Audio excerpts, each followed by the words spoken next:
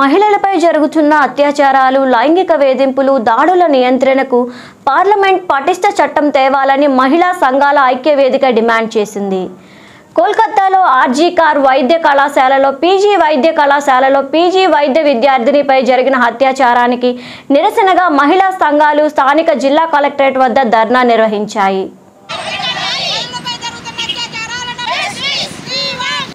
తొలుత స్థానిక జిల్లా కేంద్ర ప్రభుత్వ ఆసుపత్రి నుండి మహిళా సంఘాల నాయకులు, కార్యకర్తలు వినూత్నంగా కళ్లకు గంతలు కట్టుకొని ర్యాలీగా బయలుదేరి ఫైర్ స్టేషన్ సెంటర్, జిల్లా పరిషత్ ఇండోర్ స్టేడియం మీదుగా కలెక్టరేట్ వద్దకు చేరుకున్నారు. అనంతరం ధర్నా నిర్వహించారు.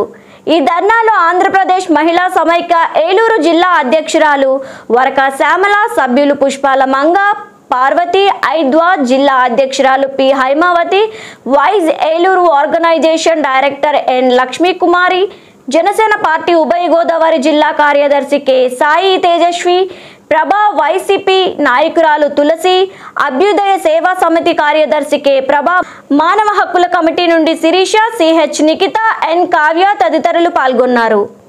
అశ్లీల దృశ్యాలను చూసి యువత అయితే చెడిపోతున్నారు. ఖచ్చితంగా యూట్యూబ్ లో వస్తున్న అశ్లీల దృశ్యాల్ని బ్యాన్ చేయాలి అని చెప్పి మేము కలెక్టర్ గారికి వినతిపత్రం ఇవ్వడం జరుగుతుంది.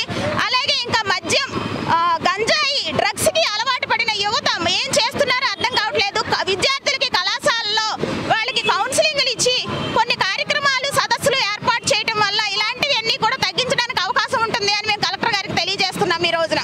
ధన్యవాదాలు. సట్టిచాబల్లో చాలా చేస్తున్నారండి, కానీ ఏం ప్రయోజనం అండి? ఆడపిల్లకి ఎక్కడ న్యాయం జరుగుతుందండి? ఒక ఆడపిల్లకి ఎక్కడ న్యాయం జరుగుతుందండి? ఏదండి రక్షణ? ప్రాణాలు పోసే డాక్టర్కే రక్షణ లేనప్పుడు అసలు సాధారణ మహిళకి ఎక్కడండి రక్షణ కల్పిస్తుంది ప్రభుత్వం? దయచేసి మా మహిళల ఆవేదనను అర్థం చేసుకోవాల్సిందిగా ప్రభుత్వాలన్నింటినీ మేము కోరుకుంటున్నామండి. అన్నీ చేయగలుగుతున్నాము, కానీ బయటకు వచ్చి మేము బ్రతకలేకపోతున్నామంటే కారణం ఈ జరుగుతున్న అత్యాచారాలకు భయపడి ఇంకెన్నాళ్ళు మేము కళ్ళు మూసుకుని బ్రతకాలండి? ఒకసారి ఆలోచించండి మీరు కూడా.